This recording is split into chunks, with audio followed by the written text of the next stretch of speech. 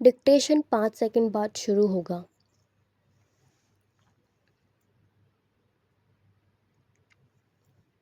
महोदय, हमारे यहाँ अशांति क्यों होती रहती है? इसलिए नहीं कि पुलिस वालों की संख्या बहुत कम है। अशांति इसलिए होती रहती है कि समाज में ऊंच नीच है और लोग अनुभव करते हैं कि उन्हें न्याय नहीं मिल रहा है। कानून और व्यवस्था की समस्या केवल भारत में ही नहीं है। मैं आपसे अमेरिका की ओर देखने को कहूँगी। मैं कहूँगी कि आप अन्य अनेक विकसित देशों की ओर निगाह डालें, जहाँ न पैसे की कमी है, न रोजगार की, न दुनिया के सुख साधनों की। मैं आपको विश्वास दिला सकती हूँ कि एक अकेली स्त्री जितने सुरक्षित भाव से कोलकाता या दिल्ली की सड़कों से गुजर जाती है, उतनी उन देशों के अनेक शहरों से नहीं गुजर सकती। गुजरात को क्या सहायता दी गई, क्या आपने इसके आंकड़े देखने का कष्ट किया है? मैं यहाँ कागज पत्र लेकर नहीं आई हूँ, लेकिन मैं कह सकती हूँ कि गुजरात को भारत के कई राज्यों की अपेक्षा अधिक सहायता मिली है। आपने एक या दो विशेष परियोजना की चर्चा की है। प्रत्येक परियोजना पर उसकी आवश्यकता के अनुसार विचार किया जाएगा और आवश्यकता का यह अभिप्राय नहीं है कि अमुक फर्म या व्यवसाय ग्रह को क्या मिलता है। आवश्यकता का आशय यह है कि उससे देश को अपने पांवों पर खड़े होने में सहायता मिलती है या नहीं। हमें उर्वरकों की आवश्यकता है। हम उन्हें प्राप्त करने के लिए सभी संभव उपाय कर रहे हैं, लेकिन हम विदेशी कंपनियों के हाथ बिककर उर्वरक नहीं पाना चाहते और जब तक मैं सत्तारूढ़ हूँ, मैं ऐसा नहीं होने दूंगी। चाहे कैसा भी दबाव क्यों ना पड़े। अगर आप चीखना चाहते हैं तो विश्वास रखिए, आप मुझसे ज़्यादा जोर से नहीं चीख सकते। इसका मुझे आपसे कहीं ज़्यादा अनुभव है। प्रत्येक मामले को तब तय किया जाएगा जब वह विचार के लिए उठाया जाएगा।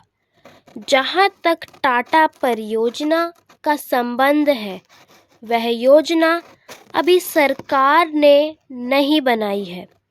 यदि वह आएगी तो उस पर वैसी अन्य योजनाओं की तरह समुचित विचार किया जाएगा।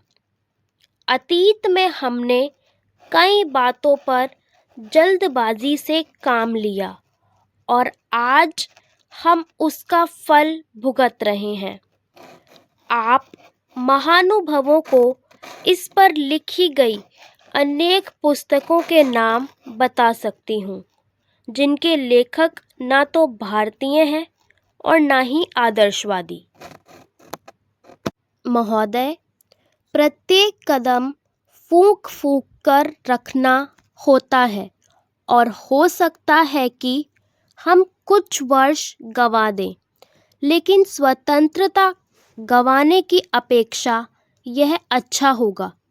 स्वतंत्रता का अर्थ केवल अपनी सरकार होना नहीं होता, बल्कि उसका अर्थ होता है कि हम निर्णय स्वयं कर सकें।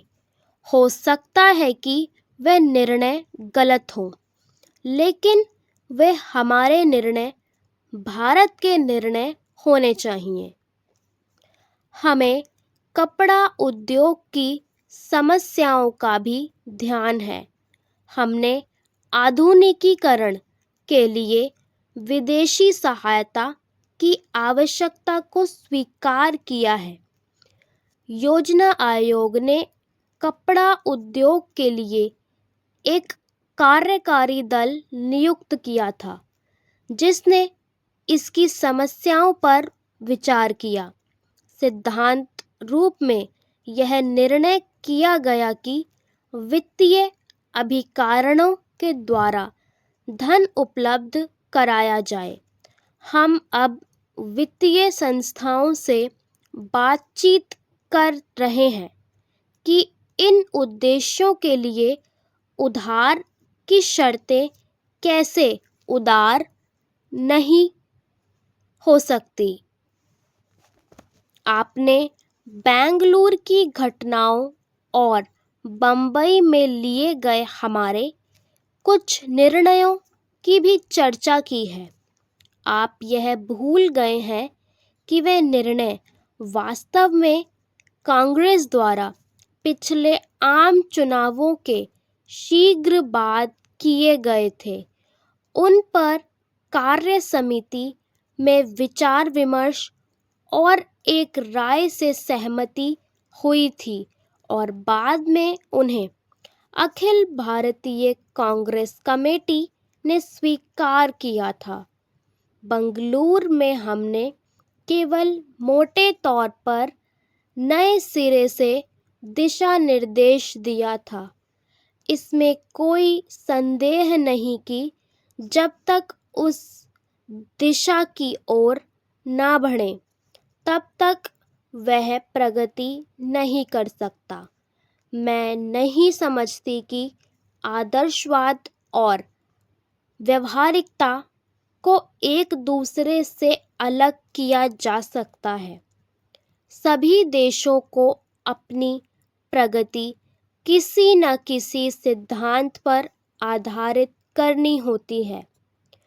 प्रश्न केवल यह नहीं है कि भारत में क्या हो रहा है, बल्कि प्रश्न परिवर्तन की उस लहर का है जो दुनिया भर में देखी जा सकती है। यहाँ अनुशासन और धैर्य के अभाव के बारे में काफ़ी कुछ कहा गया है। मैं समझती हूँ कि इन शब्दों का प्रयोग करने से पहले आपको इनका अर्थ ठीक से समझ लेना चाहिए। आप शायद इसे अनुशासन कहेंगे कि इंग्लैंड में लोगों से बेगार ली जाती थी और उनसे दुर्व्यवहार किया जाता था, या छोटे छोटे बच्चे अंधेरी खानों में काम करने के लिए जाते थे और अंधे होकर बाहर निकलते थे। जब वे इन सब के प्रति विद्रोह करते थे तो आप शायद उसे अनुशासनहीनता कहेंगे। स्टॉप। डिक्टेशन कैसी लगी कमेंट सेशन में बताना ना भूलें। वीडियो को लाइक ज़रूर करें और इसी तरीके की डिक्टेशन के लिए चैनल को सब्सक्राइब ज़रूर कर लें।